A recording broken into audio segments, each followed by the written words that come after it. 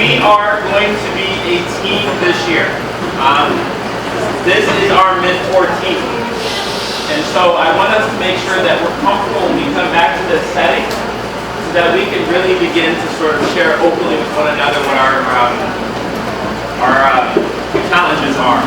That feels like they are not beautiful. That's real.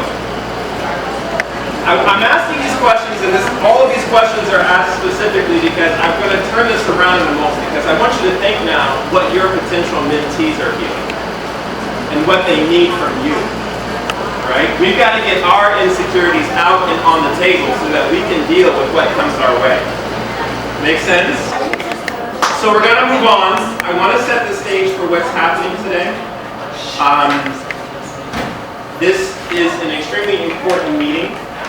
As Sammy and Brielle have set the stage in meetings previous to this, if you have done this in any iteration before, we really truly want you to forget the experience, because this year is a lot different. It will be a lot more organized. It will be a lot more efficient. And there are a lot more expectations that we have of you guys. Now, with expectations, that also means we're going to be investing a lot in you. This journey is cathartic. What does that mean? Take a stab at it. My voice is calming. The journey is cathartic. Say again. Not what I'm looking for. You're all describing my voice. Tranquil. I know, these are all great qualities. Again, see, you don't laugh at my jokes. Okay, that's good. It's a journey, which means you get on it at the beginning of the ride, and you stay on it until we stop. If you get on a train, right, in New York City, and you decide you want to get off in the middle of a tunnel, can you do it? No. Why are you laughing? Because that's ridiculous, right? The same thing will apply when you come to me and you say, I don't want to continue the journey. It doesn't make sense. You do more harm to your mentees if you have 3 sessions with them and decide to quit than if you stayed and had some potentially harmful effect on them. You do more damage when you quit. I want you guys to hear me. I want you to hear me. That's not Jeff. That's research. Everything we've done this year is based on research. Everything we're doing, every intervention we put in place is based on research. We want people to take this program seriously outside of the program. And the way to do that is to back up what we're doing with research. We want to move and shape and change and affect lives. Many of you have narratives where you never felt taken care of when you first came into the school. The effect of this program is to change that. Okay? And we're going to dive very deep today on what that means. So the end in mind, I want you guys to have the vision with us. How many of you know what the Smart Scholars Program is? Just by show of hands. Good, the word is getting around. I'm going to assume none of you know what it is. And I'm going to tell you very basically and very quickly what the Smart Scholars Program is. Now, everybody has a notebook, yes? This is to be your Big Sibs notebook. Alright? Big Sibs. This is just Big Sibs business. We're going to have monthly check-ins, trainings, we're going to talk, we're going to debrief. You may have one-on-one trainings. I want you to be able to go back to this book and look at your progress. If there's questions you have, if there's things you're working through, let this be your notebook. Okay? Today you're going to get a lot of information. Please write this information down so that you can go back to it and look at it and say, I know what the heck I'm doing. Smart Scholars Program was started in 2010 here at BHSEC Manhattan. Or, well, at BHSEC. Okay? You need to know that. It was started because we got a state grant. What do you think the name of that state grant was? Smart Scholars Grant. So we didn't create the name. We are one of 26 programs across New York State that is a recipient of the Smart Scholars Grant. And it targets early college high schools. The purpose of the grant is to reach out to students who are deserving of a college education, but are in particular neighborhoods that have low college readiness rates.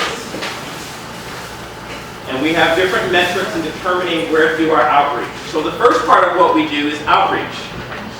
Bonus points for those of you who know my job title, who are not DI members, or DI leaders. Outreach coordinator. Admissions outreach coordinator. Many people don't know that, and that's fine. You just think I'm the guy who does it, and that's cool. But I do a lot. I know. Outreach coordinator. The grant pays for my role. The grant no longer exists. I no longer exist at BHSEC.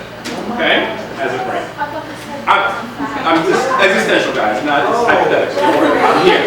All right? But that's why we got to take care of the grant. You want resources, we got to take care of this grant. You being here is taking care of the grant, right? Because we are taking care of our smart scholars. And again, I'll get to that in a second. All right? So the grant does outreach, 1. 2, it allows us to do programming, which provides resources and support to our current scholars, from 9th all the way to year 2. And there are various ways in which we are trying to build that program. Now, I will tell you guys, and I apologize in advance, we have not done an enormously great job when we first got this grant. There was so much, it had this negative stigma. No one in this school got into this school under any separate admissions criteria. Everyone here got here because they deserve to be here. They did well on the interview, they did well on the assessment, and they deserve to be here. What happens is, especially coming from a lot of these neighborhoods, there aren't a lot of resources poured into the schools. I mean, if you can imagine, they have low college readiness rates. That means they're not getting prepared adequately, right? So what happens when you're sitting in a classroom with your peers where they have been prepared and been tutored throughout, and you're feeling a little insecure about what you're hearing? Do you feel like you're ready for the challenge? Do you think maybe a lot of your peers retreat silently? Our job is to bring that out of them, to bring their insecurities to the surface, to call it out, and to help nurture and encourage confidence in our smart scholars, especially in the 9th grade year, because that's where it's most important. They need to feel like they have a big sibling in their lives that say, yes, you can do it. Some of us may have siblings in our lives where you just want to punch them in the face. I do. That's just me. I have to work that out, okay? You're the good sibling. Any other questions about Smart Scholars? Again, I'll keep this program. A lot of it we'll talk about throughout this. The first is the leadership structure, right? As I mentioned in my email, that is an intervention in itself. I don't want you guys to think that we created this new role, advanced mentor, because we thought it was cute.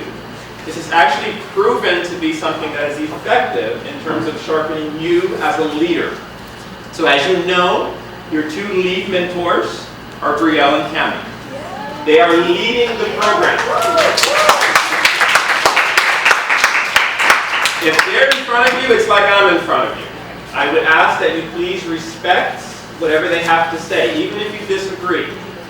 And if you disagree, I invite you to have a respectful sit-down one-on-one with them to work it out. If we cannot work out our issues as a team, we're not going to be successful for our scholars. And I'm not saying you're going to agree with everything, but they have mandates from me, all right? And there's a cycle of mentorship. And that cycle is, you get mentored to know what it feels like to be a mentor, or to be mentored, to be on that end of the fence. You become a mentor. But as a mentor, mentors need to be mentored, right? And so there's this level of advanced mentor. We have 12. Raise your hand if you're an advanced mentor. And all of these individuals simply have been through the program before. So that doesn't mean that they can fly or walk on water. Although, if you can, let me know.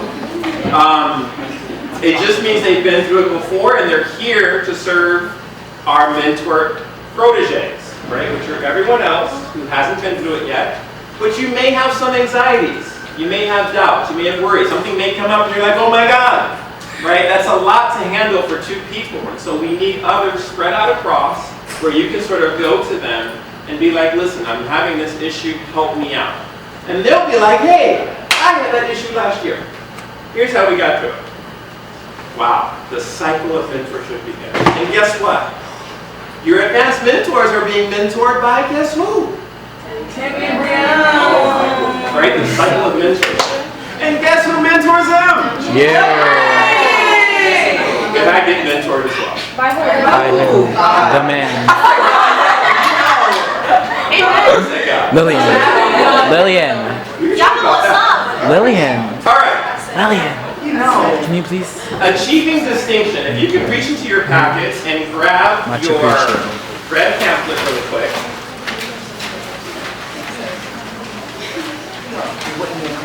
I just wanted to give you guys an idea for what our scholars have received and pretty much all of the information in one area. This really is sort of the Smart Scholars Program boiled down. But what I want you to pay attention to really quick is this page that says distinction. What is distinction?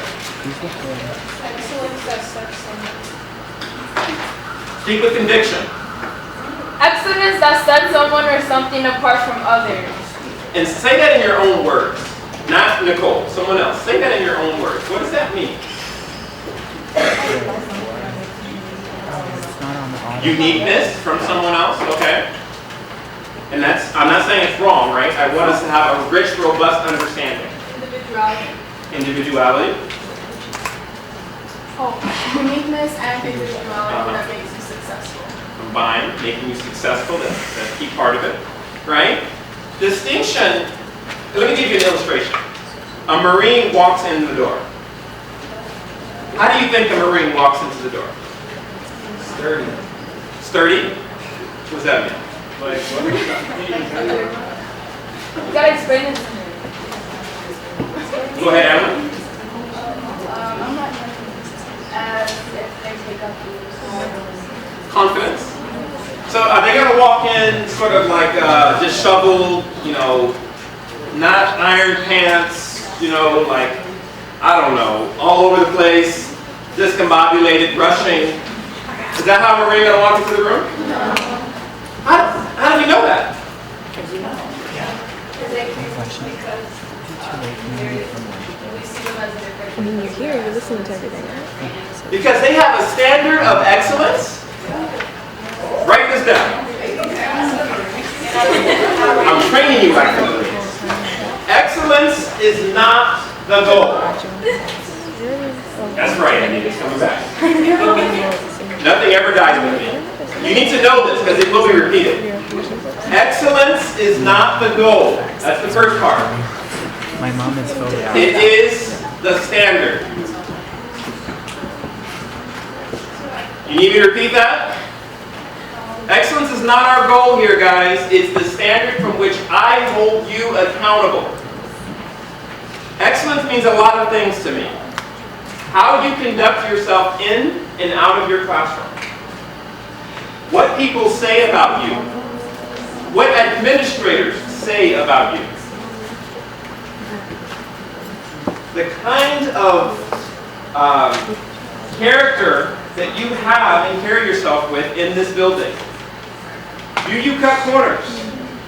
Do you cheat? Do you lie? Many times I know you guys think that I don't know when you're lying, but I'll sit there and I'll listen and I'll be polite. But what I'm doing this year, and the DI knows this, and you're all DI members from this point forward, you got to register, okay?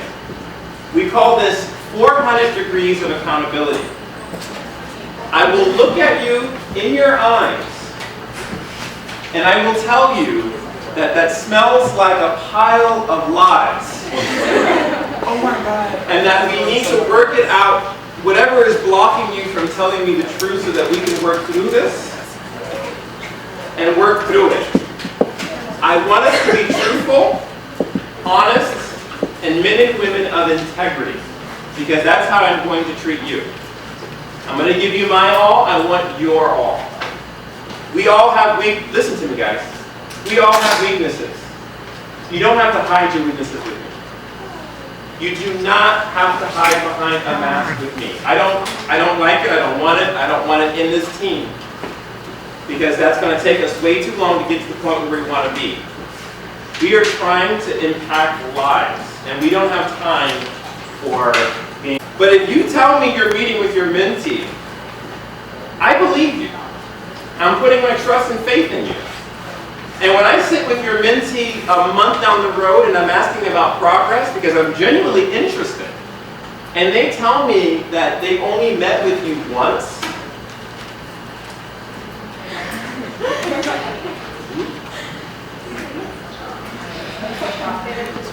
it's going to go down.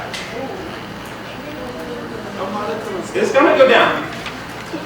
Guys, I can't hold my 9th graders accountable if you're not holding yourself accountable. And I mean this. We are working on a 3-strike policy with mentors this year again. And I'm going to tell you from the start. 3 strikes and I will ask you to leave the program. And depending on the severity, I might ask you not ever to serve again. All right, everything we do in the DI is done with integrity. I am asking for integrity. You need to reach deep. That's my biggest ask. I will give you the world. You give me your integrity. Okay? Distinction. Is there any concerns about that? Okay. Let's talk for a minute about your role within the DI. I know Tammy sent a very lovely email that was very descriptive. It left no. We did not do such a good job of communicating this. This is a formal position within the diversity initiative, right? That is the resource that's being thrown behind this. That makes you a DI volunteer. You can't be half in and half out, guys. So if you're doing this, you need to register and you need to submit your permission slips. If you need permission slips, guess what? They're in your packet. All right? I need both your photo consent form and your yearly permission slip. That covers you for anything that we may do in the DI. That's where I want to take you guys this year, is getting to a place where you can really discern what's going on in the hearts of your mentees. Okay? By signing this document, now, because of confidentiality, we can't, of course, tell you outright who may be classified as, but I will tell you that some of you may receive a scholar who is other able. If you do, rock it out, have fun, really get to know them. And if you need additional supports, for whatever reason, this is anybody, you certainly are free to ask us, and we will provide those additional supports. All right? But what I will say to you is, do not be afraid. There's nothing to be afraid of.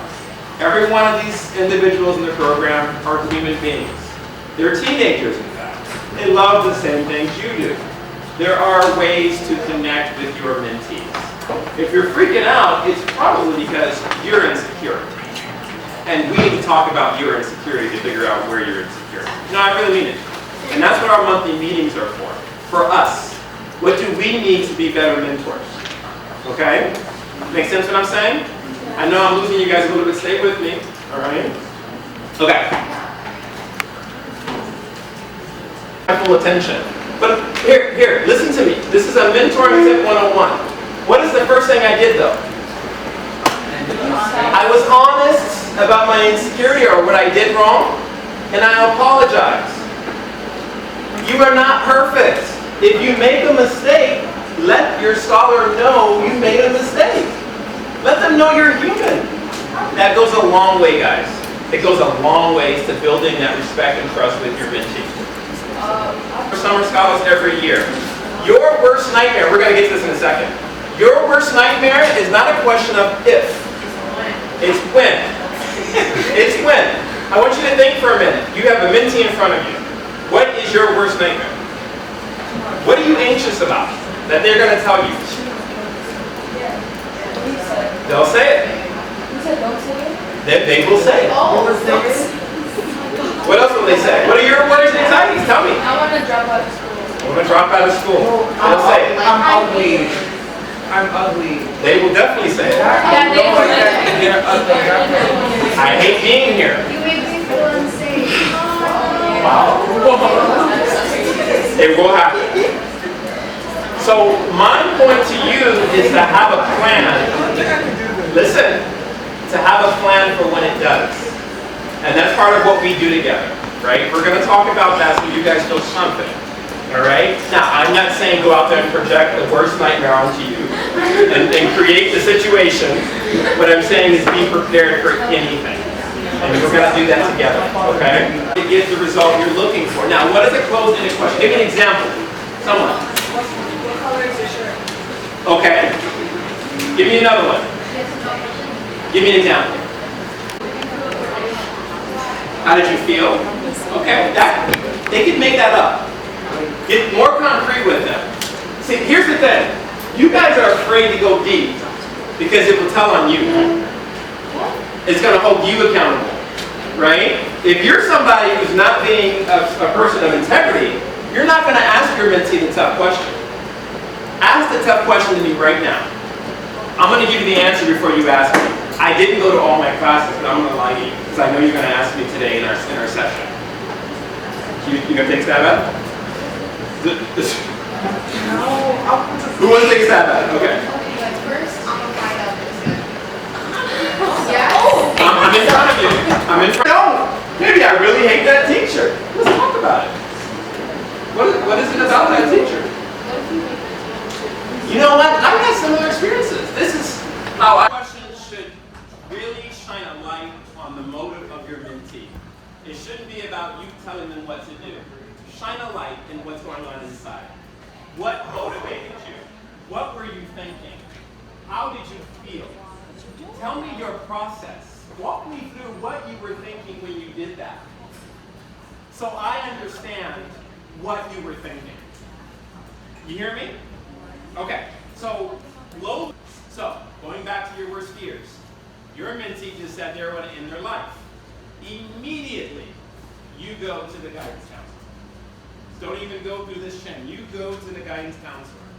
You must go to the guidance counselor. If they say the words, I want to end my life, I want to kill myself, I no longer want to live, I have nothing to live for, it is not your job to take that on. We have people here who can take care of that. Now, after you've told them, you come and tell me. I need to know that. Okay? We're not going to go over this in great detail, but I gave you all the copy so you can start looking at it and studying it now. This is the new tracking sheet. So again, I told you guys, you were here last year, totally different. This is what we're holding you accountable for. There are many areas on this sheet. Academics is only one of those areas. Play sports with them. Conversation on relationships. What? We can talk about relationships? Am I qualified for that? What? Look at the first one. Casual conversation. Whoa, we can't do that at Bard. Oh, my favorite. Listening and learning. I can learn about my mentee in a session? I'm being sarcastic, I know. But guys, seriously. So we are requiring a minimum, I'm looking at you with support, of 2 meetings per week. Yes. A minimum of 1 hour per week. Now, if you want to reach for the stars and impress us, we ask that you do 100 minutes per week. I'm not going to put that burden on you unless you really want to. We all want to, but it's up to you. All we're holding you accountable is for 60 minutes a week. Now, the way this is broken up, obviously this is by week. So whatever activities you do, keep track of it. You can do it in 15-minute increments, 30-minute increments, 40, well, I don't know how 45 works, but it may work, or 60-minute increments, okay? So the top part, A through G, you would check off, and then the rest, H through L. What does it say there? Who is it suggested to bring these up? Your mentee. Doesn't mean you don't have to, but it's suggested that you allow them to bring these up. And if you happen to bring it up, you will circle mentor brought this subject up. Otherwise, you'd circle mentee brought this up in that last column. Is any of this confusing? Pretty straightforward. Guys, we will be reviewing these with a fine-tooth comb. Now, remember I said earlier that I have ways of finding information? If you're mindlessly checking this off, and I have not seen growth in your scholars, and I'm watching carefully. I have to write reports on every scholar in this building. I am looking intently at their growth. I know their goals. You will know them too. You will get their goals. If they're not growing, that means whatever you're doing is not working. So if you are checking it off and you are doing it, then we need to work together on an intervention. I'd just like to, just do a little revision on what you had said before. So instead of putting a check in the boxes like on how many minutes that you had put like each specific activity, and you guys actually put the date, and so you can actually just keep track like what days you guys are actually meeting and stuff like that. So even if like meeting like for one day, like 30 minutes, just like have that 30-minute interval and put it on, and put the activities like you meet on like November 11th, just put 11/11 and y'all. Guys, this came up last year. Can I Skype my mentee? Can I have a phone call with my mentee in that count? Can I take them out to coffee outside of school or breakfast? Yes, yes, and yes. I know your schedules are tight. I know we're asking for quite a bit. It doesn't have to be in the confines of school. Now, obviously, make sure that they're safe. Don't take them to some questionable, they feel unsafe at, all right? Then they'll definitely not want to come back. But, it's totally acceptable for you to go out with your mentee. Now, go out with me. We'll talk about that later. All right? Please, when you submit these weekly on time, and then to others, and then to society. Is that your question? Okay. The last thing I want to do very quickly, a lot of you have heard this before, but you have no idea what's going on. You need to know what's going on. All of our Smart Scholars in the 9th grade class understand our call and response. The call and response is something I take very seriously. I should never walk into a room and hear the call and then hear talking after that.